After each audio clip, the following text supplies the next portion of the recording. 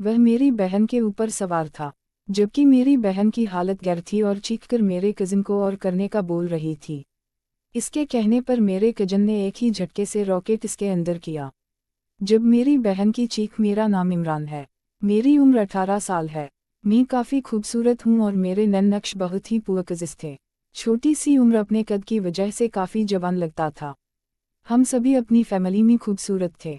मेरे से पहले मेरी एक बहन थी जो कि मुझसे बड़ी थी। हम दो ही बहन भाई थे।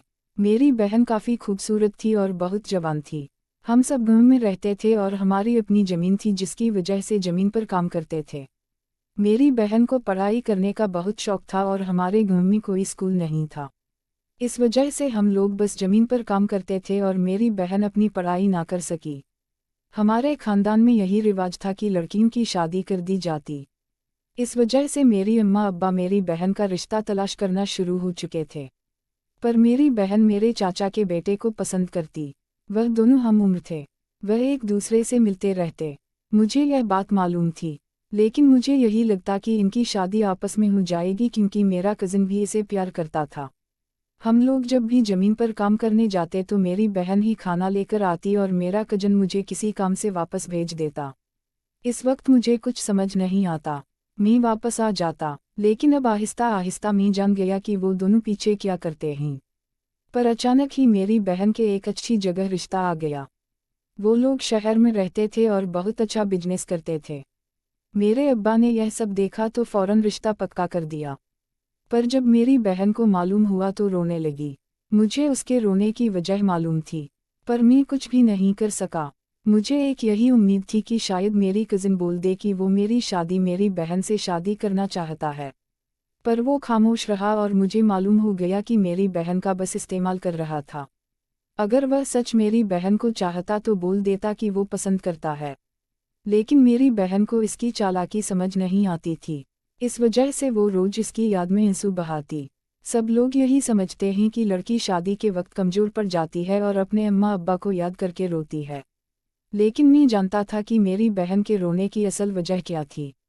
खैर, मेरी बहन की सादगी से शादी हो गई थी और वह शहर चली गई थी।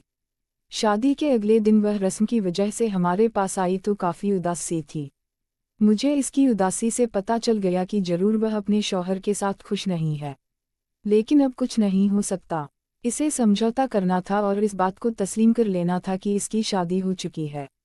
वह वापस चली गई और इस तरह शादी को 3 साल गुजर गए और इन 3 सालों में बहुत दुखी होती थी। इसकी कोई औलाद भी नहीं थी। वो अम्मा के सामने काफ़ी रोती कि इसके ससुराल वाले इसी पर इल्ज़ाम लगा रहे हैं। इसके साथ कोई मसला है जब औलाद नहीं हो रही। मेरी अम्मा भी इसे समझाती कि सब ठीक हो जाएगा, पर इसके ससुराल वालों ने इसे कुछ महीनों का वक्त दे दिया था। लेकिन 1 महीना गुजर गया था। इस वक्त में भी कुछ ना हो सका। मुझे काफ़ी परेशानी रहती। एक दिन मेरी बहन के शौहर ने इसे हमारे घर 1 महीने के लिए भेज दिया और कुछ देर बाद वह भी वापस शहर चला गया। मेरी बहन कुछ देर तक तो उदास रही, पर मुझे महसूस होने लगा कि 1 हफ्ते के बाद वह काफ़ी खुश रहने लगी थी और इसका दिल लग चुका था। मुझे भी यह देखकर सुकून मिलने लगा कि मेरी बहन अब खुश रहती है क्योंकि इसकी खुशी मेरी खुशी थी। मेरे कज़िन वगैरह मिलने आया करते। एक दिन मेरा वही कज़न आया। मुझे यह देखकर काफ़ी गुस्सा आया और मैंने अपनी बहन को मना कर दिया कि वो इससे ना मिले। पर मेरी बहन ने मुझे कह दिया कि वह बहुत खुश है और अब कोई शिकवा नहीं। इसलिए मैं पिछली सारी बातों को भूल जाऊं। मैंने अपनी बहन की बात मान ली थी। मेरा वह कज़िन अब आता रहता था और मेरी बहन भी खुश थी। एक दिन रात का वक्त था जब मैं ज़मीन से वापस आया तो स्टोर रूम से अजीब सी आवाज़ आई। मैं जल्दी से पूछा कि अंदर कौन है। जब अचानक से मेरी बहन बाहर निकल आई और मुझसे कहने लगी कि स्टोर से वो अपनी पुरानी चीज़ें निकाल रही थी कि मुश्किल से निकल रही थी। तब इसकी आवाज़ आ रही थी। मैं भी इसकी बात को सच समझ गया और वापस अपने रूम में चला गया। दिन ऐसे ही गुजरते रहे और मेरी बहन अब खुश रहती थी और रोज स्टोर रूम में रात को जाती और पूछने पर वह यही कहती कि इस स्टोर रूम में एक काम ही है। इस वजह से वह रात को जब सब सो जाते हैं तभी वह काम करती है। मैं भी इसकी बात मान लेता, लेकिन एक दिन मैं परेशान हो गया क्योंकि मैं आधी रात वसा में जाने के लिए उठा। हमारा एक ही वसा में था जो कि सन की जानिब था और स्टोर रूम भी इसके साथ ही मौजूद था। मुझे उस वक्त भी वैसी अजीब सी आवाज़ आई जो रात को इस वक्त आती थी। जब मैं स्टोर रूम से गुजरता और मेरी बहन वहाँ मौजूद होती थी। इस बार वह आवाज़ कुछ ज़्यादा आ रही थी और मुझे हैरानी होने लगी थी। मैंने सोच लिया कि अब यह देखकर रहूँगा कि अंदर क्या चल रहा है। मैंने फ़ौरन दरवाज़ा खोल दिया और अंदर का मंजर देखकर मैं काफ़ी हैरान हो गया, क्योंकि अंदर सिर्फ मेरी बहन नहीं थी बल्कि मेरा वह कजन भी साथ ही मौजूद था। इन दोनों को मैं इस हालत में देखकर हक्का बक्का हो गया था।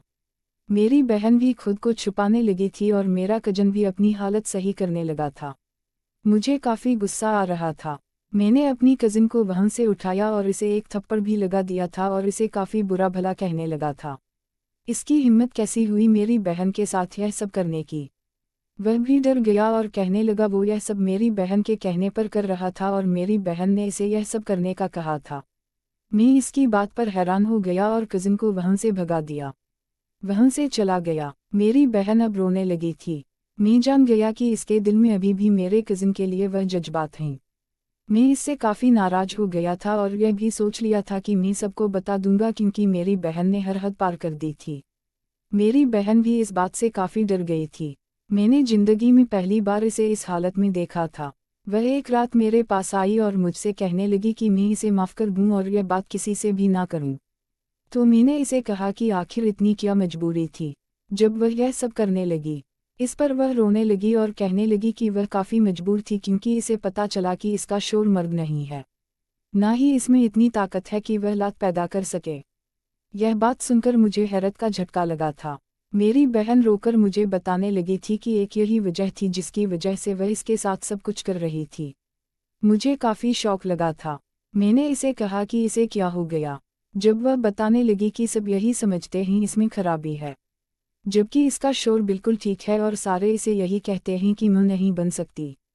इस वजह से इसने कजिन से बात की और इसे कहा कि वह उसके साथ काम करें ताकि उम्मीद से हो जाए।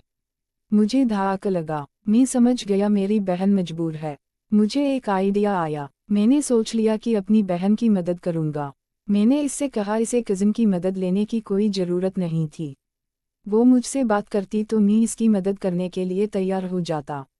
इस पर मेरी बहन हैरान हो गई थी। वो मुझे काफ़ी छोटा समझती थी। जब यह पूछने लगी कि मैं उसकी क्या मदद कर सकता था, मैंने इससे अगले दिन मिलने का कहा और वापस चली गई। मैं अब यही सोचने लगा कि जो मैं सोच रहा हूँ अब मुझे इसके साथ वह सब कर लेना चाहिए, क्योंकि मुझे अंदर से डर लग रहा था, लेकिन मेरी बहन बहुत मजबूर थी। मैं इसकी मजबूरी समझता था, क्योंकि वह सब मजबूरी के नाते ही कर रही थी। वो यही चाहती थी कि वह जल्दी से बच्चा दे सके, क्योंकि वरना इसके ससुराल वालों ने इसे ताने देने थे। अगर इस खुशखबरी ना सुनाई तो वह इसे तलाक दिलवा देंगे। लेकिन वह जब भी अपने शौहर का बताती कि मेरा शौहर तो नामर्द है, तो कोई भी इस पर यकीन नहीं करता था और सब इसे यह कहते थे कि असल खराबी तो मैं है, तुम हमारा बेटा तो बिल्कुल ठीक है। मेरी बहन इसी वजह से काफ़ी तंग आ गई थी। इसी वजह से मेरे कज़न के साथ यह मजूबा बनाया था। मेरा कज़न ना जाने इसके साथ यह सब कब से कर रहा था, और अब तो मुझे यही डर लगने लगा था, कहीं मेरी बहन उम्मीद से ना हो